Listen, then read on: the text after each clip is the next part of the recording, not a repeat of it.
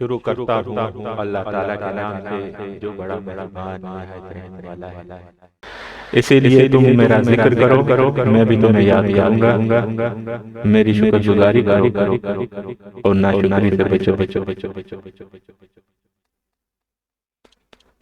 اے ایمان والو، صبر اور نماز کے ذریعے مدد چاہو، اللہ تعالیٰ صبر کرنے والوں کا ساتھ دیتا ہے۔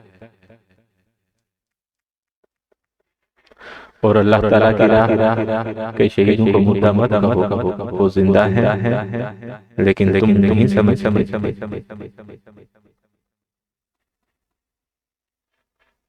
اور ہم کسی نہ کسی طرح تمہیں آزمائش میں ضرور کریں گے، دشمن کے ڈر سے، بھوک پیاس سے، مال و جان اور پھلوں کی کمی سے، اور ان صبر کرنے والوں کو خوشخبری دے دی جنہیں جب کوئی مصیبت آتی ہے تو کہہ دیتے ہیں کہ ہم تو اللہ تعالیٰ کی ملکیت ہیں اور ہم اسی کی طرف لوٹنے والے ہیں۔